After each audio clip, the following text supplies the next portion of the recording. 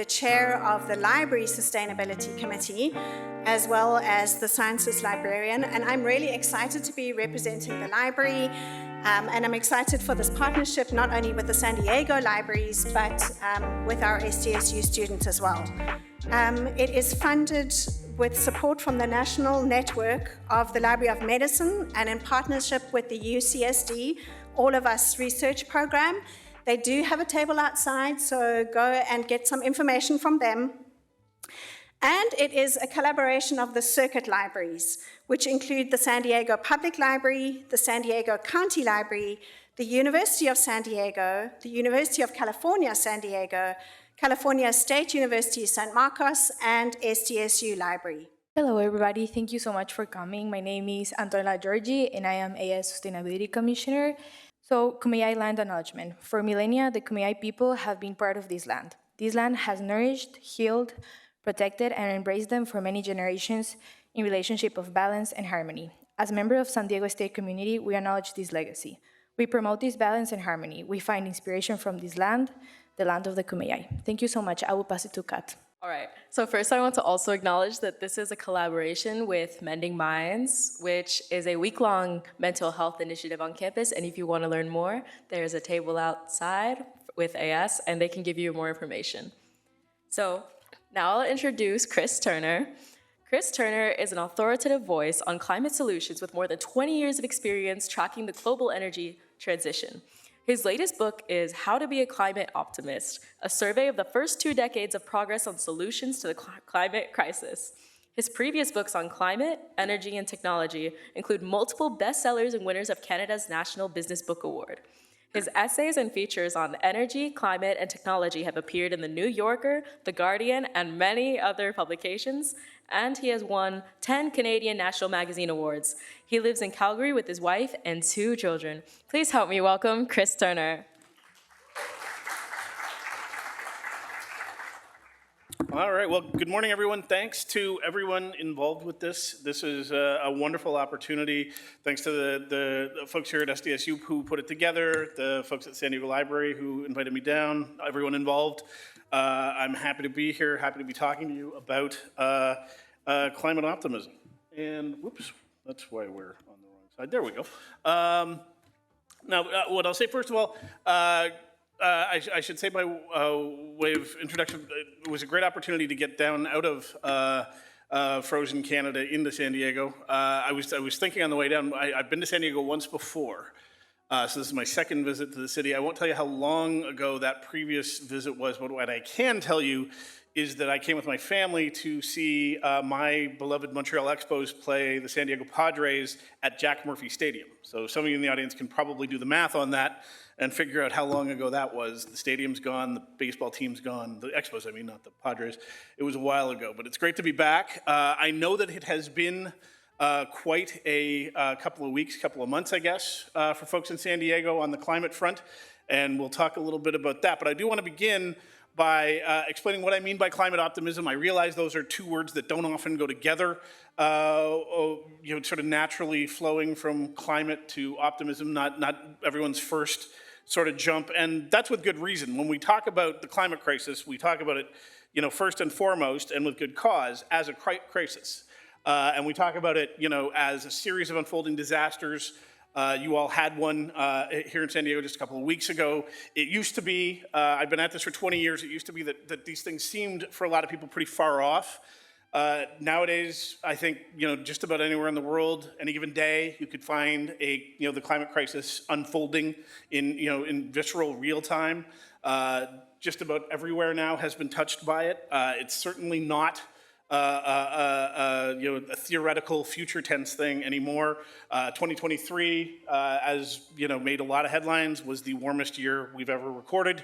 What that meant in a lot of the world was record heat, record drought, extraordinary wildfire activity.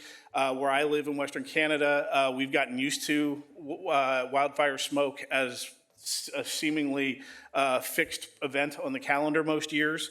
I've also experienced sort of more directly something akin to what happened here in San Diego. 10 years ago, the city of Calgary, where I live in Canada, had its worst flood in more than 100 years. This is the day after the flood, the Bow River, which runs through Calgary, crested.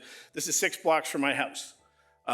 It was by far the worst natural disaster in the city's history. It took months to build out of, and for most Calgarians, most people in southern Alberta at the time, there is now this, sort of direct, emotional, very intense response to the idea of climate crisis, to the idea of living in a world where things feel fundamentally out of balance.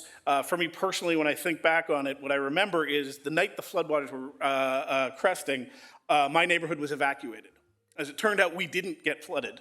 We were expecting to. It crested 2.5 blocks from my house, but I had to leave the house, put a tape deck on the door to notify the authorities when they came to presumably dig us out of the disaster that there was nobody in the house anymore, as instructed. And I can remember, every moment of this preparation, hastily pulling stuff out of my basement because I figured the basement would wind up flooded. Anything, old photos that we didn't want to get destroyed.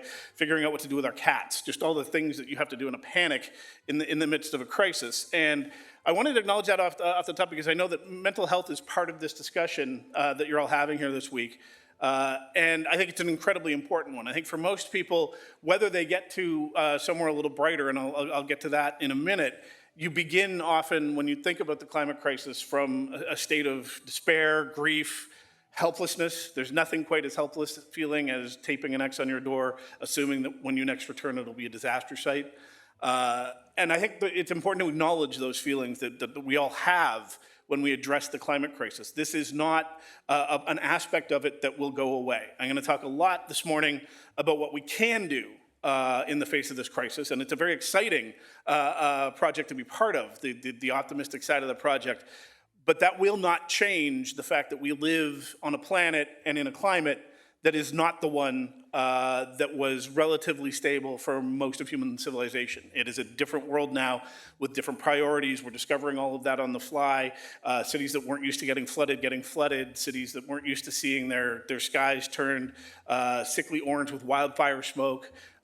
Experiencing that, we're going to see, the backdrop of our response to the climate crisis is going to be continued crisis. And that makes it very hard, actually, to get to the optimistic side, because it almost feels like you're trying to discount the scale of the disaster by saying that there's good news. And I respect that, but I do honestly, I can't counsel anyone else's climate grief. For me, 20 odd years ago as a journalist, deciding rather than looking at how bad it could get, I would focus on how good it could get, which was a real shot in the dark at the time, has proven enormously energizing. It's really great to be part of the solution side of things, to be talking to people who aren't just sort of saying, well, it's only going to get worse, but are saying, no, here's what we can do to make it better. Now, it took me 20 years to get to that spot, though, where I feel, I can, really confidently say I am a climate optimist. I've only got about a half an hour or so left this morning, so I'm going to have to go through it pretty quickly. But I think I can get you there, and I'll start with one side of the hottest year on record, 2023, that didn't get quite as much front page headline, top of the news feed kind of attention, which was 2023 was also the hottest year on record, a record-breaking year for climate solutions. And I'm going to break that down real quick for you in 3 numbers. The first number is, if you know the business, genuinely jaw-dropping. Last year, on all the world's energy grids, 444 gigawatts of new solar power were added. This number would have gotten laughed out of the room if you'd predicted it 10 years ago. This is extraordinary, really, really fast change. They kept, revising the number upward all through toward the end of 2023. Maybe it'll be 300. Oh, it actually might be 350. 444 gigawatts. That's 5 California's worth of solar power on the world's grids, just last year. All in 1 year. This is equivalent to all the world's nuclear generating capacity, just in solar power, just in 1 year, all of which made it a record year for renewable energy generally, for clean energy generally, more than 500 gigawatts of renewable energy of all types, breaking all records, shattering all predictions. And this is really kind of the first pillar of my climate optimism, is that all we have seen for the last 10 years on the solution side, on the energy transition side, is every single estimate and prediction we've made be exceeded by a wide margin. The transition, even if it isn't felt, quite as viscerally as the crisis side, is moving faster than ever, better than ever, doing the job quicker, actually at the scale now where we can look out 10, 20, 30 years and see net zero targets being hit, actual, serious progress on global emissions, genuinely turning the corner on the climate crisis. And that is not a spot that looked inevitable 10 years ago. It looks inevitable now, and that has been because the last 10 years has been an extraordinary transformation in how we make and use energy around the world. Second number I'm going to give you about the extraordinary year that was in 2023 is that the share of new passenger vehicles sold worldwide that were all electric or hybrid electric was 1/5. And that might sound like maybe not enough yet, and there's still all the cars we already bought many years before that are out there burning gasoline. But this is another milestone that looked impossible 5 years ago. Even the car companies were not betting on selling this many electric vehicles 5 years ago. So whenever you sort of tune in to this part of the story and you hear, some car companies aren't making as many EVs as they were planning. This is a story that's out there in the news. They're downgrading their estimates. They're downgrading the estimates from extraordinary growth to really amazing growth. What we're seeing now is a world where before the end of this decade, the vast majority of new vehicles on the road are going to be all electric, all over the world. And this, again, was something not only didn't look possible, but wasn't even on the map when I started. One of the first what I now think of as a climate solution story that I ever did as a journalist was a little more than 20 years ago. It was called the Electric Vehicle Symposium, but it was basically what we would now think of as a zero emissions car show in Montreal. All the world's automakers were bringing their latest and greatest stuff. And not a single one of the people at that, not a single one of the car companies involved, none of the experts involved would have predicted what we're now seeing. For one thing, they didn't think all electric was ever maybe going to be. You'd always have hybrid engines, or maybe we would switch to hydrogen fuel, or maybe something else would come along. But just a straight up electric battery powered car as something you could just go to the local dealer and buy did not look 20 years off, did not look maybe even 50 years off. We're vastly exceeding expectation on that front as well. And then when you add in, so we've got more clean electricity than ever before, more clean transportation than ever before. We're seeing more and more air conditioning and heating being done electrically rather than with gas-powered grids and gas furnaces. Put that all together, and the share of the global fossil fuel consumption currently that comes from electricity, road transport, and non-industrial heat, which is the heating and cooling of homes, is 70%. We look at the figures, you see, 100 million barrels of oil a day, oil companies still making record profits, and you think, they look like they simply can't be toppled from their position. The technology that we're now already have in hand are already building out at breakneck pace. Right there gets us 70% of the way to the end of the fossil fuel era. That's not all the way, but it's close enough to that to begin to get really excited about where we're heading and not think that this is some immovable monolith that we're never going to seriously be able to take on. And you see that more and more.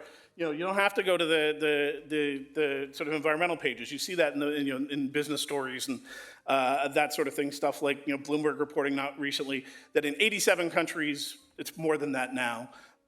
We've hit tipping points on the sort of adoption curves for renewable technologies and clean energy technologies. This is a thing that we sort of learned when everything went to digital technology, was that if you looked at computers, smartphones, all the different kinds of devices we now use, they follow these very similar curves. You get this really long, slow, noisy buildup with lots of change in it, and then it hits an inflection point and turns almost vertical upward in terms of the number of people switching over to a new technology. We're seeing that now with solar panels and wind turbines and electric cars and heat pumps and all the stuff that is going to build out this energy transition. And what that means is that even now, where we look at the numbers, as I was saying, 400 and some gigawatts of solar last year is really just the start. It's not anywhere close to leveling off. And the next 10 years is going to be the most exciting time, particularly for those of you who are students in the room now, to be part of that transition. This is where there's going to be a lot of jobs, a lot of fun work to be done, a lot of challenging work to be done to help build out the entire new energy system at full scale. This is the kind of stuff, it gets really technical and wonky, but is very, very exciting. I do quite a bit of work now with the federal government in Canada on its planning for just how much electricity we're going to need, not just to eliminate the fossil fuel electricity, but because cars are all going to need electricity, and so many more devices in our homes, things like heat pumps, are going to need electricity. And that is really, really challenging stuff. You get a bunch of guys who are in charge of utilities and electricity grids in the room, and they look at the scope of that challenge and they say, wow, that is a very big job. They think we can do it. They think it's going to be very profitable to do it, but they're going to need help. This is where the opportunities are going to be emerging in the job market in the next 10 years.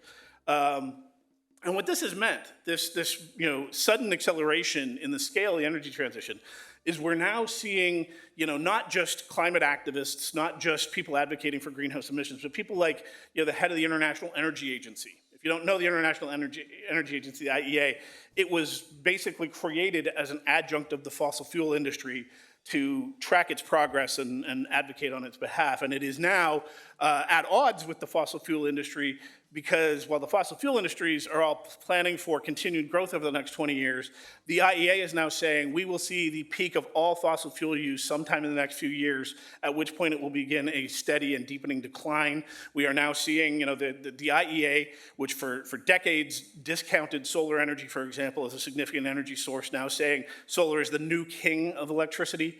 By which they mean, when you look at what's happening on the world's grids, the vast majority of the new electricity coming onto those grids is solar, and it's only going to get more so, particularly now that battery technology at the scale you need to store solar is cheap and big and sophisticated enough for the task. We now see this in certain places. One of the Hawaiian islands, Kauai, on occasion will go 24 hours a day entirely on solar energy because it stores the solar from the day for the night.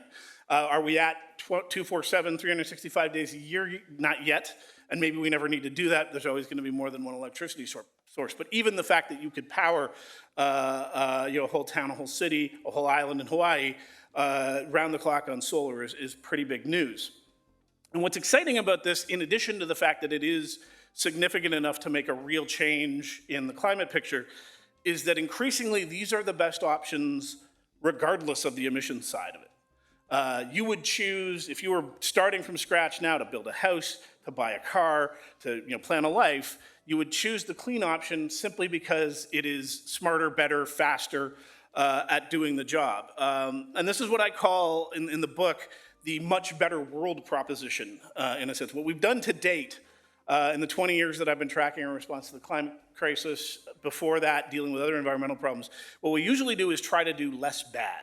That's usually, we see a problem, oh, there's too much this kind of pollution, that kind of pollution, our carbon dioxide emissions are causing, how do we do less bad? We're not gonna stop doing what we're doing, but we wanna do less bad while we're doing it. And that's great to a point, but usually is a lot of trouble and hassle for not a huge amount of gain. Now that we're getting this much better paradigm, it really, I think, changes the entire way the world is going to look. People 5, 10, 20 years out, who are powering their homes with solar electricity and driving electric cars and using electric transport of whatever sort, will have made those choices not because they wanted to do something about the planet, but because they were simply the best option on offer. And I want to kind of walk you through what I mean by that. Before I get to that, though, I mentioned the IEA underestimating solar. I'll go through this real quick. Don't bother with the numbers. The only thing that matters about this graph is the gray arrow pointing straight up is what actually happened to solar power over the last 20 years. All of the little streamers coming off it were all the times that the IEA thought it was going to plateau and didn't. So really, energy experts, energy analysts, business experts, government experts for years have been saying, oh, this thing is going to be, it's just a little side note to the main event of electricity production.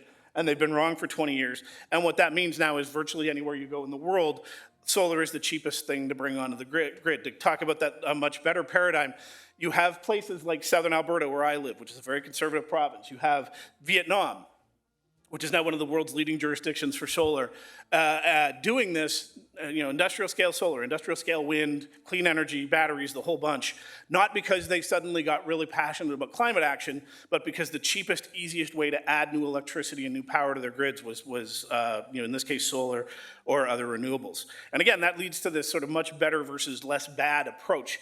The other thing about it is that the scale is now there. This was one of the big things for a long time when I was reporting on this stuff. I would hear, I'd be reporting on some new technology. I would be reporting on, really exciting things that they were doing in Denmark or parts of Germany or just in California or whatever. And you'd inevitably hear, oh yeah, but you can't get to, we need global scale. We've got to feed the world, We now have global scale with this stuff. China is the world's leading manufacturer of virtually all of it, including electric vehicles. A lot of us in this room, if we ever own an electric vehicle, my bet would be it'll be Chinese made. That's coming already. The world's electric bus fleets are predominantly Chinese made. A lot of the world's solar panels and wind turbines, Chinese made.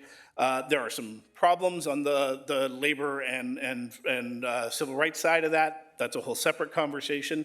But the simple fact of it is China is building the engine of this transition. We're also starting to do renewable energy at the same scale as conventional energy. What you're looking at in the bottom photo is an illustration of the scale of new offshore wind farms going into the North Sea and Baltic Sea in Europe. They're going in at, this particular one is just off the coast of Denmark, and it's at 2 gigawatt scale. 2 gigawatts is about the same energy capacity as the Hoover Dam. So it's sort of symbolic that way. The Hoover Dam, when it was built, was this natural wonder of the world, the amazing scale of the sort of fossil fuel-driven industrial world, this extraordinary single facility that could produce 2 gigawatts of power. We get 2 gigawatts of power now out of offshore wind farms as well. And again, this moves us from the less bad to the much better approach. When I think about the less bad approach, and I don't mean to pick on the paper straw, but it's a good example, particularly for people who don't think about this stuff every day. If you've been, you kind of tune in and out of our response to climate and waste and making a mess of the world, and all of a sudden, seemingly everywhere overnight, we switched from the plastic straw to the paper straw, and you're told this was, this is how we're dealing with the problem of plastic waste, particularly in the oceans. And you might be thinking to yourself, was it really straws? Was that the main thing that was causing the plastic? Anyway, now we got to use this paper straw that doesn't do the job very well and doesn't, often falls apart while you're using it. It's literally in your face. Like, you can't ignore the fact that they've changed the straw. Anyway, this is supposed to make some tiny little dent in this extraordinary global problem. That's less bad sustainability to my mind. Which again is not to pick on the efforts being made to reduce the amount of plastic waste we create, but more to just say it's an example of something that doesn't feel, particularly to people who aren't living and breathing this every day, doesn't feel like it's big enough for the job, but does feel like it's an extraordinary immediate discomfort or inconvenience. Whereas the much better solution looks more like something like the humble heat pump. This might not be as big news in Southern California, in the parts of the world where you have to do a lot more heating of your home through the cold months. The heat pump is very big news. Heat pumps are virtually identical to air conditioners. From a technological point of view, there's very little difference between a heat pump and an air conditioner. The only difference is it can exchange heat and warm and cool air either way. So you can run it as a heater or as an air conditioner as needed. And this is, for one, something that doesn't strike people as an enormous inconvenience. It's very similar to things they're already using to heat and cool homes and buildings and the rest of it. It is way more efficient than any way we currently heat and cool buildings. It uses way less power, ultimately saves you money, does everything much better, in addition to being a good way to electrify how we heat and cool buildings so that we're not burning natural gas and other stuff in order to get heat in the cold months. So simply a much better solution. One more example of this, when we're talking about transportation, the Toyota Prius is a very good example of what I think of as less bad approaches. Many of you probably know the Toyota Prius. If you've driven one, if you've been in one, totally fine car. It's Toyota, durable, lasts, does the job. It's really not an exciting car. It doesn't do anything that other cars don't do. When the Prius first came on the market, it was kind of a way to advertise as you drove around that you cared. I could have a better car than this, but I'm driving a Prius because I want you to know that my tailpipe spits out way less greenhouse gas than yours does. Totally fine, less bad approach. Now, the much better approach begins with the electric car, but the thing about the electric car, and I think why I focus on this is not to say, hey, everyone go buy an electric car. It gets at how this new energy system we're building has advantages and opportunities and benefits to it that simply didn't exist in the old energy system, which is why it's much better whether or not we had to eliminate all the gasoline we're burning anyway. And I first saw this opportunity, this sort of emerging, on a little island in Denmark called Bornholm, which most people have not heard of. It's a little sort of agricultural island. It's a holiday destination. And it already was getting more than half of its power from wind. And so it became the sort of test bed for the next generation of grids that the Danish government wanted to build and the rest of Europe was looking at building. And what they discovered was if you had a lot of intermittent power, so wind, solar, sun doesn't always shine, the wind doesn't always blow, you have to at some point account for the fact that you're going to need power when it can't be generated. And the way you do this is with batteries. And when the Danish government was looking at how to test this, batteries were extremely expensive. They're not so much now. They'd probably do it differently now. But at the time, they thought, well, let's think of all of these electric cars that we're going to be driving in the coming years as a vast distributed battery system, because that's what it is. It's this big battery you drive around, and then you can plug back into the grid when we need power. And what they found when they tested this over the course of a decade in Denmark was that every single car that was plugging back into the grid when it's parked, and our cars, anyone who owns a car, whatever you think your habits are, guaranteed it sits parked somewhere for 90-some% of its working life. It's just sitting somewhere most of the time. Could be plugged back in, and when you did this, as they found on this island in Denmark, it was performing a service to the grid. It was providing power, it was helping to balance loads, all this stuff that the hardcore grid operator people get really, really, sort of fussed about keeping energy. It's actually extremely complicated to keep energy flowing at a really steady rate, regardless of where it's being generated from, across wires, with different weather conditions and atmospheric conditions and the rest of it. And these cars could perform this service that was worth like $1,000 a year. Was what they estimated it. And this used to be the kind of thing that, I had to point at this little island you'd never heard of in Denmark. Hey, it's different when you have an electric car. It's not the same as just a car with no tailpipe.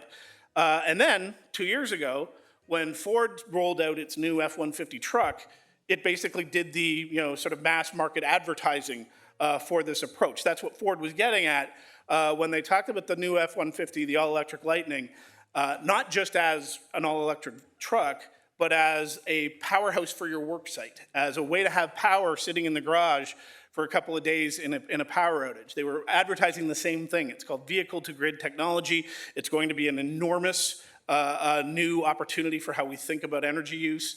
What you're already starting to see in some of the places where electric car adoption is at the highest rate, places like Scandinavia, Norway, Sweden, Denmark, is the idea of virtual power plants. So basically aggregating all of the electricity that's sitting in all these batteries and then selling it back as needed during the course of the day. This is an enormous change in how we think about electricity, energy use, the whole way we power our society. And again, we're only getting started. We're just beginning to sort of scratch the surface of the kind of opportunity out there. And that's why, as I say, it's not just less bad, it's much better. You put it all together, and this is where it gets really exciting and where the optimism, for me, feels particularly strong. You can begin to see a different way of organizing everything we do for much better efficiency, for clean energy, for not just using electricity when needed, but generating some of it. And then you get into this scale of opportunity that is just incredibly exciting to think about. This is kind of an extreme example of this. This is a community in southern Germany called the Solar Siedlung, the solar community outside of the city of Freiburg. And these are townhouses that make more power than they need by design. They were built from the ground up to be net energy producing. So over the course of a year, they make more energy than they need, they sell it back to the grid as needed, and everyone who lives in them has very, very small power bills that are constantly offset by the profit they're making on selling power back to the grid. Will we all live in net energy producing houses in 20 years? Probably not. But the fact that that's even possible, that that's now part of the equation, that all of this is now able cheaply and efficiently and at mass market scale to serve our daily needs, that's where the climate optimism comes from. That's where, I feel, very authentic in my sense of optimism, that in spite of the scale of the problem, in spite of the very, very real gravity of the disaster, there is a way forward. It's an exciting way forward, and it can get us there. And if you get, most of the way there, all the way there, even today, it's a really nice place to be. On top of everything else, it's not going without, it's not hardship. It's, the most livable city on earth. Copenhagen is a great example. In Copenhagen, thanks to clean energy, thanks to energy efficiency, thanks to a bunch of other stuff, your average resident of Copenhagen has a greenhouse gas footprint something like 80–85% smaller than the average North American city dweller. And the reason for that is in part the green energy and everything else, but it's also that the city has been built and retrofitted so that your needs for energy over the course of the day are much, much less than your average North American. And this is things like good transit, bike lanes, pedestrian areas. The photo you're looking at right here, this was essentially a parking lot in the middle of the city 30 years ago. And then the city of Copenhagen started pedestrianizing streets and adding bike lanes and doing all kinds of stuff to make these communities better for people. At the time, this wasn't even a climate-driven idea. It was simply to make a nicer city. And along the way, they became, one of the world's leaders in district energy and wind energy and cycling. More than half of the people in Copenhagen bike to work and school, and so on and so forth. And it made everything much better. It didn't just, reduce the amount of energy they use, to the point where, among other things, Copenhagen basically wrestles with Amsterdam for the title of best cycling city in the world. This is what new cycling infrastructure looks like in a city like Copenhagen. It's not an afterthought. It's not, incredibly dangerous right next to a racing highway. It's built just for people and their bikes. It's really, really lovely to bike on. Not all of us are necessarily going to go all the way to Copenhagen in terms of our bike infrastructure, but there are lessons to be drawn from this. And in fact, we've spent the last 20 years in fits and starts getting better at it, retrofitting our cities even here in North America for this kind of stuff. And what we found is that same as the energy toolkit around clean energy, there is a toolkit created by cities like Copenhagen that we can use to begin to change, downtown Manhattan. This is a public square in downtown Manhattan. This was a direct copy. The city transportation department in New York City, 15 years ago now, literally went to Copenhagen, studied it, took measurements, looked at what they had going on all over New York. This is the reason, among other, if you've been to New York in the last 10 years, this is how Times Square wound up being pedestrianized. And it's a really good example of a much better environmental solution, because everyone screamed when they were gonna, this is madness, it's gonna cause the worst gridlock in a city that already had terrible gridlock. The traffic's gonna just be chaos, it's madness. And actually what happened was it made a really interesting place to gather, and it made traffic move more efficiently through central Manhattan than less efficiently. This is the city of Montreal in Canada that similarly copied a bunch of how Copenhagen approaches cycling, how it approaches public space, particularly in the warm summer months, has turned all kinds of blocks and blocks of its downtown back over to bikes and people. A lot of cities did this during the pandemic as a temporary measure, but it makes a lot of sense. It's not that every street should look like this, but the more of this that you have, you don't necessarily have to remove cars entirely. The more of this you have, the better it is for people, the less they have to drive to meet their daily needs and so on and so forth. And then the other big piece of this is just at the big infrastructure level, rethinking what a city's priorities should be. And in North America, much more so than in Europe, this is always a very difficult fight. The LRT line you're looking at right here is in a fairly small university city in Canada called Waterloo. When they proposed building an LRT, the attitude locally was, we don't need that, we won't use it. The city's not big enough. This isn't Toronto. This isn't Montreal. We're not gonna go that way. It's enormously popular, and it's being expanded and has fundamentally changed the way people use their city, even in a fairly small city. So this is not just a big city toolkit by any stretch of the imagination. And what it does is really kind of build its own momentum. This is where climate optimism is at its most exciting to my mind, is you do a little bit, and then people want more, and more people get engaged, and you get somewhere you weren't even planning. I'm going to give you an example from my backyard, more or less. This is the town of Banff. It's in the Rocky Mountains in Canada. It's about an hour and a half from where I live. Beautiful little mountain town in the national park there. Has always been, a postcard destination. But the town itself was kind of an afterthought. It really wasn't, there's one main street that people walk up and down and buy souvenirs and that kind of thing. But no one had really cared for a lot of the town. It was just for hotels and restaurants and a few businesses. And then a little while ago, there was this one. It was the oldest building in downtown. It was an old settler's cabin in downtown. It was the old, and the national park decided we're going to preserve this, and then the town of Banff said we're going to develop around it, doing like everything we can at the time, the greenest of green buildings. And they got an architect named William McDonough. If you know green architecture, William McDonough is one of the kind of leading statesmen of it. He invented a design philosophy called cradle-to-cradle design. Circular economy the circular economy movement grew out of the cradle-to-cradle design movement. And so this was an exemplary green building. It processed all its own water waste. It grew things on the roof. It was hyper efficient. It did everything a green building can do. But more than that, it changed the way everyone thought about the street that it sat on. If you look right there, you can see the little settler cabin that they were preserving and the way the building hugs it, and then the way the building approaches the street. And this was not the nicest street in town. This was kind of a street that people, there was a hardware store and a grocery store and a couple of businesses where locals, met their daily needs. But no one thought of it, it's called Bear Street. No one thought of Bear Street as a nice part of town until this building came along and changed the whole kind of perception of the area, to the point where they decided, this was pre-pandemic, so they were doing this ahead of the curve, what if we took a couple of parking spots away and put out some benches and cafe seating, just a little bit of an embrace of this beautiful natural environment we're sitting in. And even in a mountain town full of tourists in the Canadian Rockies, the local business community and some of the local councillors pushed back on this. They said, if you can't park on that street, no one's going to go there anymore. You're going to kill every business along it. This is not, it's covered in snow for half of the year. There's no way this is going to work. And what happened, of course, is it worked not only fine, but so well that this is now kind of the heart of the city, or the heart of the town, and they've now redone the entire street to the same specifications, and this is what it looks like today. And you can still drive along it, and there are still some parking spots. They didn't, it wasn't a full-scale war on cars. It was only a partial attack on cars. But what it is more than anything is a wonderful space for people to be in.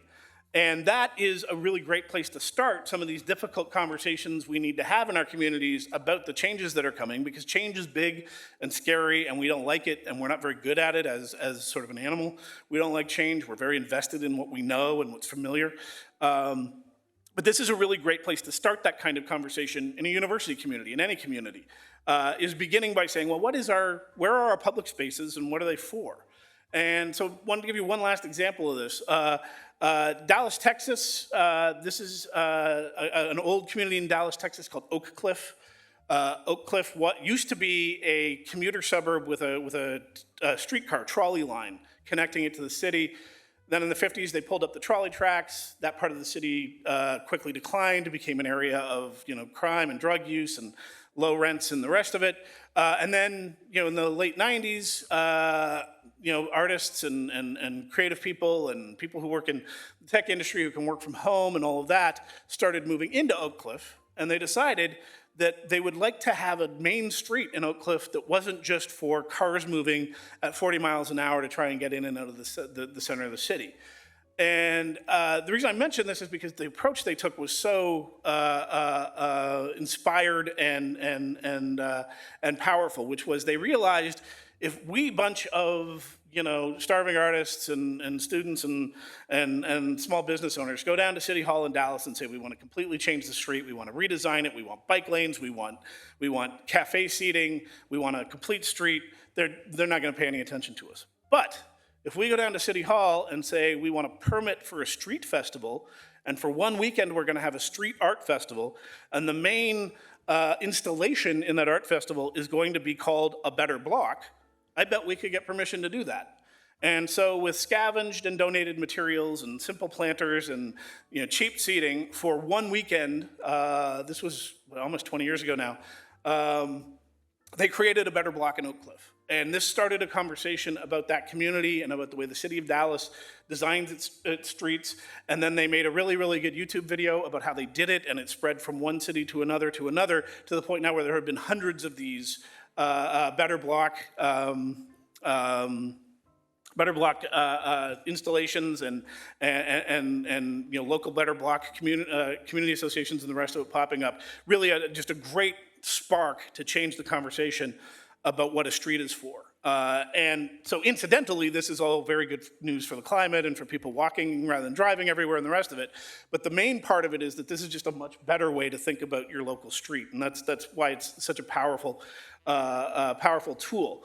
And this gets at the sort of last thing I wanted to talk about today, which is that the kind of folks who gather for these kinds of events tend to be, in my experience, at the front of the curve on climate action. You are people who are engaged by the topic, you're interested in change, you're trying to do something new.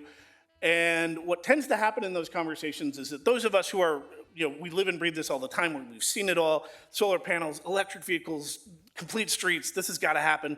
And then it's very, very hard to get people to join in with you and participate. And you think you can just, what if I gave you even more information? What if I bombarded you with statistics? What if I, hurled stacks of books at you until you, joined in?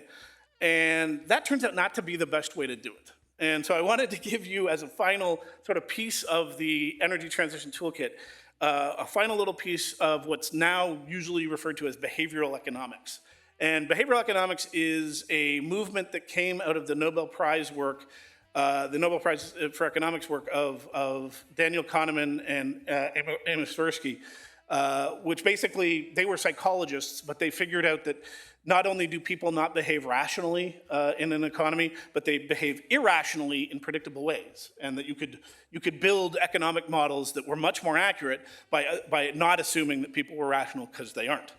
If there's one book, other than mine, of course, that I would highly recommend if you're interested in this stuff, Daniel Kahneman's book, Thinking Fast and Slow, which came out a few years ago, which sort of summarizes his life's work, is for anyone interested in creating change in a community, in a campus environment, anywhere, is like an essential primer on how people actually think about decision making. And lots of academics coming in the wake of Daniel Kahneman decided to try out some of his ideas. And one of the first to do so was a guy named Robert Cialdini, who's a business professor at Arizona State University. And he began with what I think of as one of the most successful and least important sustainability campaigns of the last 20 years, which if you stayed in a hotel at any point in the last 20 years, it's almost all of them now, have joined in the campaign to get us to sometimes reuse our towels and linens when we're staying in the hotel. Not actually a big deal from a climate point of view, but they all seem to like it, it saves them money, and they make all of these sort of persuasive cases in your room, and there's, save the planet, save energy, have some free, frequent stay points on us. I've stayed at hotels where they give you a discount on breakfast, on and on and on. What Robert Cialdini did was look at this campaign and ask, what actually changes behavior? Never mind the goal. The goal is to save energy. But what will actually make people participate? And so they ran these tests in a bunch of hotels with a bunch of different kinds of messaging. And most of the messaging, the conventional messaging, did about the same, which was a very small level of predictable buy-in. The only really transformative change in this approach to towel reuse was simply to tell people what other people were doing. If you put a message in the hotel room that said, most of the people staying in this hotel are participating in this program, you got a 26% increase in the participation rate. If you said most of the people who have stayed in the room you're staying in have participated in this program, it went up to 33%. And the reason for this is it triggers a very, very deep human sort of emotional, social, psychological response, which is that we're very social animals and we spend most of our time looking around at what people like us are doing to figure out what the hell we should do. Are we doing this now? I don't want to make a statement with my towels. I don't want to be an outlier doing something crazy with my towels, but if everyone's putting their towels back on the rack, I'll do it. And that turns out to be an extraordinarily powerful piece of the change-making equation, is simply telling people it's okay to do this now. People like us are doing this now. You see this, for example, with solar panels on roofs. The single greatest predictor now in the United States of whether or not someone decides to put solar panels on the roof is whether they live on the same block with someone who has solar panels on their roof. As soon as you start seeing people like you doing a thing, that's when you think, okay, it's okay to do this now. It's new to me, it's a little scary, but it's okay. And it turns out you can do this, with climate campaigns, with energy saving campaigns. When Cialdini went to electricity companies to ask them if they wanted to see how this would work in terms of home energy use, it was actually here in San Diego. Was the first the company's called O-Power that does this, and San Diego was where they ran their first tests, coincidentally. And what they found, again, was the more specific, the better. If you compared people's electricity use to the rest of the state, a little bit of buy-in. The rest of the city of San Diego, a little bit more buy-in. If you said, here's how you're performing compared to your neighbors, that's when you got people to change the way they used energy in their houses. Interestingly, though, what they found happened was if you learned that you were doing worse than your neighbors, you got better about efficiency and you used less power. But if you got a power bill like this that said you were doing better than your neighbors, you actually slacked off. There was this little sort of rebound effect. And so they had to come up with some kind of sophisticated communication tool to tell people who are doing a good job to keep at it.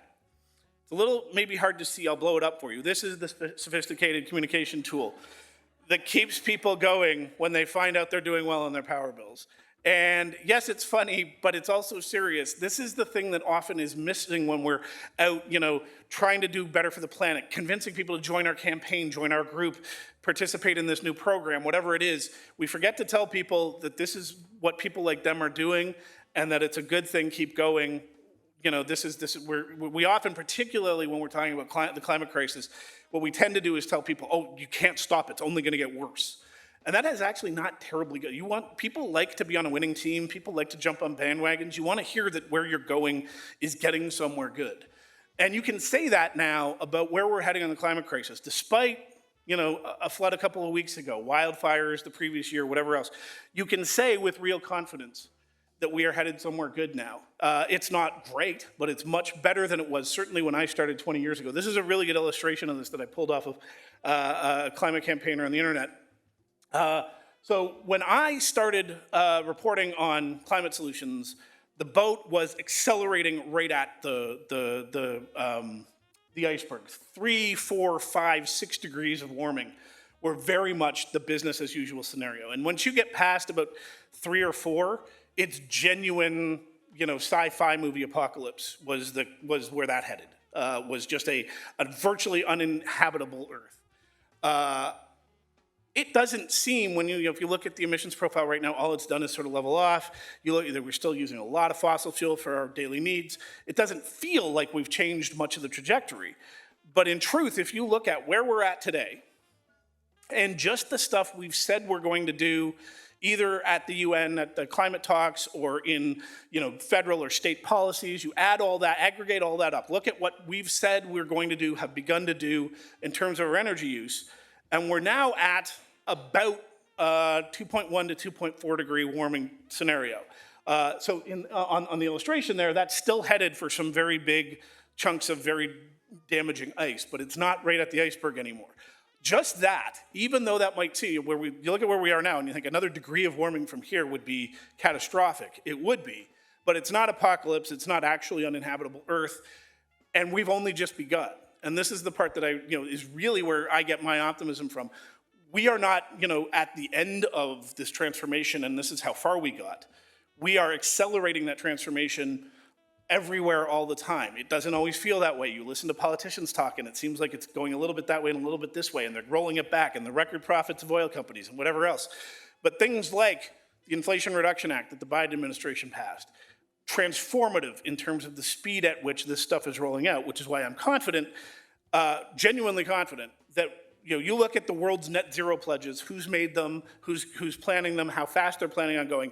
I think we will exceed those goals because we've exceeded every other goal we've shot for. But even with just those, we're looking at the current trajectory being 1.7 to 1.8 degrees. We don't stay below 1.5. Maybe we will, maybe we'll get there even faster. But 1.7 degrees compared to where we looked like we were heading 20 years ago is actually winning the battle. That is not a consolation prize. That is an extraordinary achievement. And I think this is the piece of this conversation that is too often missing, is that we have already made extraordinary progress against enormous odds, against the pushback of all of the political establishment in every country in the world at first. The most powerful industries in the world, ongoing in some cases, against enormous odds with a huge, huge force sort of bearing down on us. In just the first 20 years of bad experiments and mediocre experiments and one step forward, two steps back, we're now on a trajectory that is, if not, does not avoid all climate catastrophe, certainly avoids a whole bunch of the worst climate catastrophe. And that's, again, that's just with what we currently think we can do, and that keeps changing upward as well, which is why it's such an exciting thing to be a part of right now. This is a very good time. If you're new to this, don't think you're coming in too late. This is when we need more and more people in every walk of life, in every industry, on every university campus, in every department of every university campus, learning this stuff, understanding how to do it, making these changes, because this is really where we get going. And there's a line that I use, it's actually the epigraph of this book. But to go further back, when I first started reporting on this stuff, I had no idea what I was doing. I didn't know what sustainability was. I'd never really thought about how we make and use energy in any systemic way. And I was trying to look for a way of thinking about, this just seemed 20 years ago, it seemed like this thing that was never, this ship that was never gonna actually begin to change. And I was on my way to Denmark for the first time, because Denmark was at the very front edge of a lot of this stuff. And I was on a layover in London when I went in and checked into a hotel in London, and I brought a book with me that I'd bought, and I pulled the book out in a pub in London and sat and read almost all of it in one sitting. It's a book called Hope in the Dark by Rebecca Solnit, California writer based in San Francisco, actually.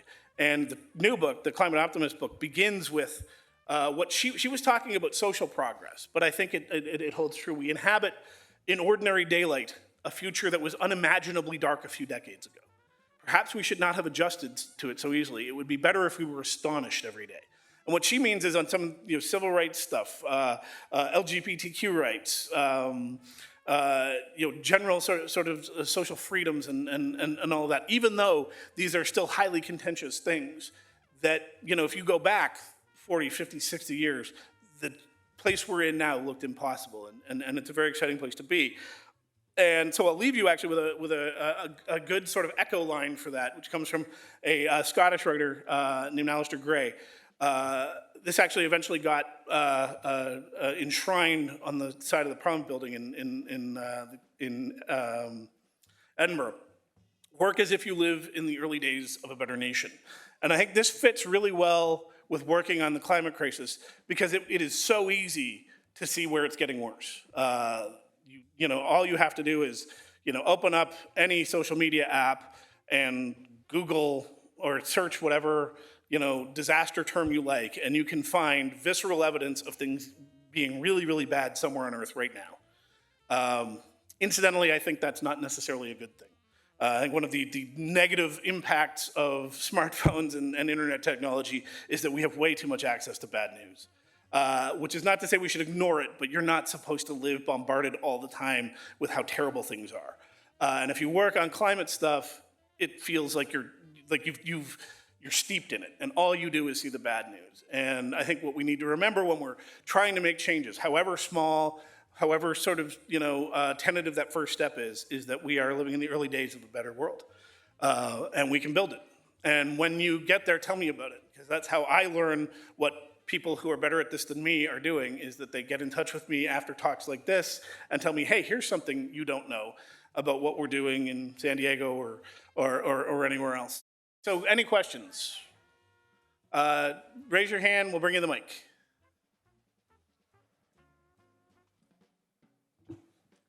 So you were discussing how a lot of cars in the future will be EVs, and obviously right now there's this weird transition period where all the EVs are finding a hard place to charge their cars, especially when they're traveling.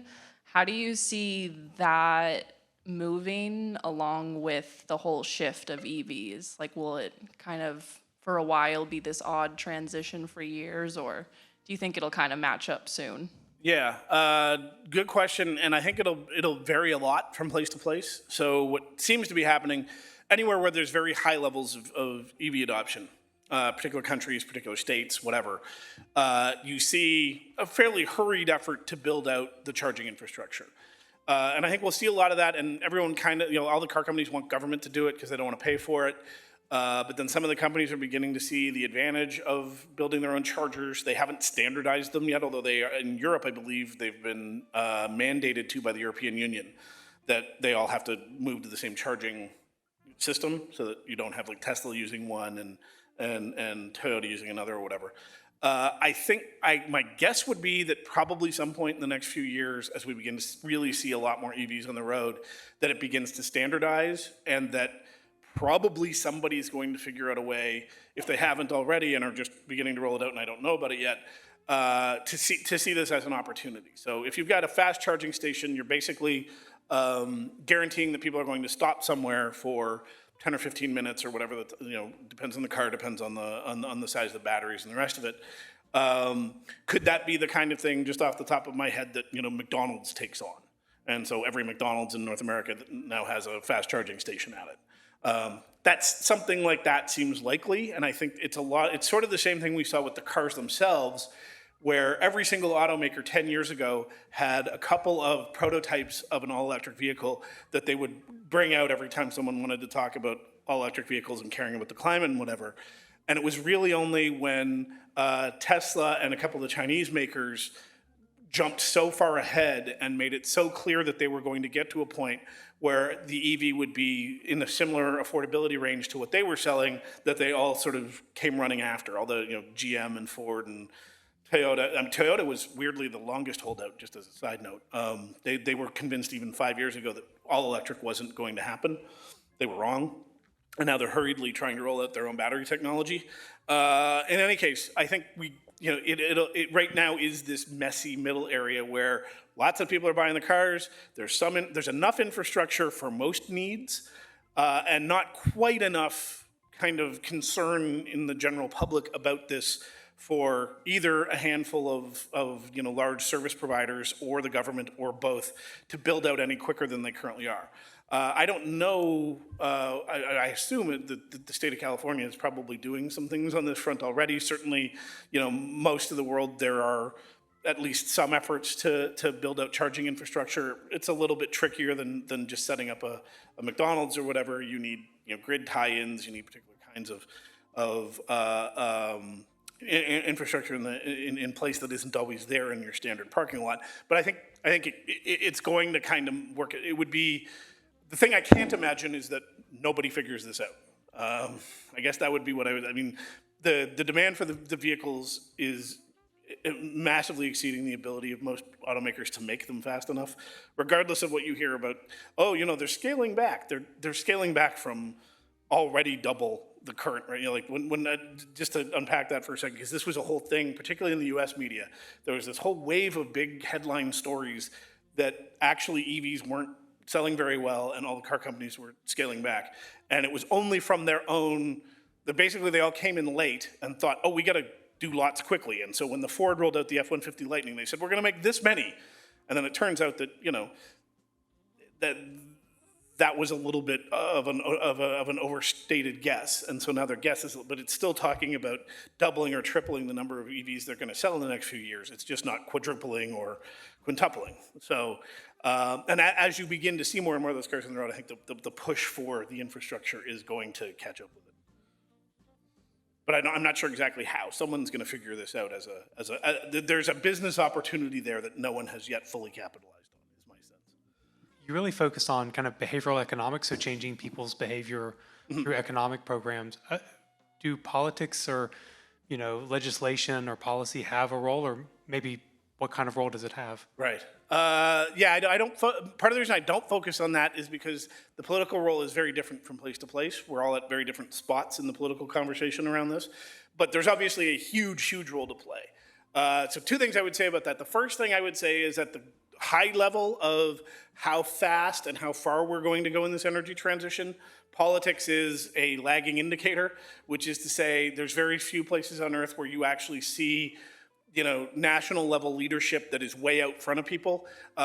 Everything about the energy transition and what it asks of, on the surface of it, what it asks in terms of cost and sacrifice and change scares the hell out of politicians for good reason.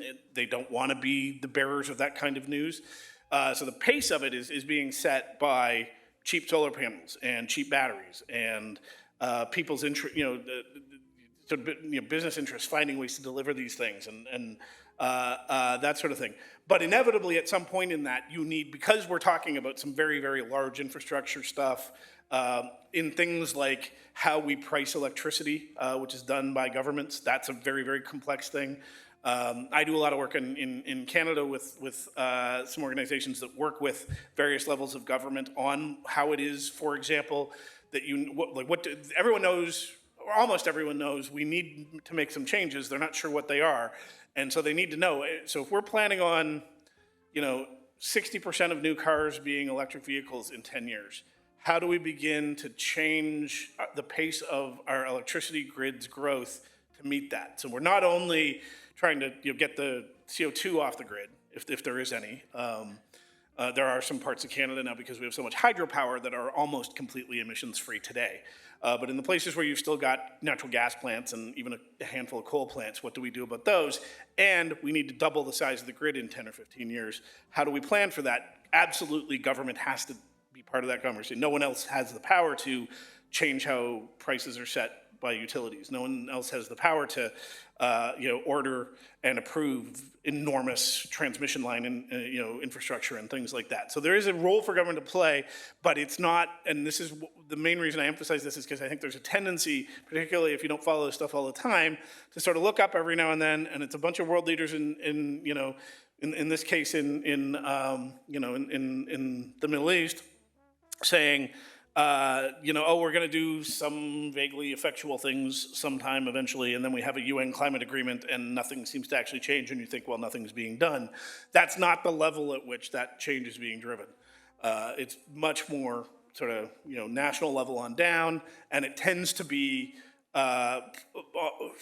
there's some stuff that like there's, ribbon cutting on a battery plant is something that a politician likes to do, but they don't tend to want to be the ones advocating for the big steps. They like to be pushed into them, in my experience. And so we're at that stage now, I think, where in more and more parts of the world, you see the political system being forced into changes, which is where they like to be more they would rather have,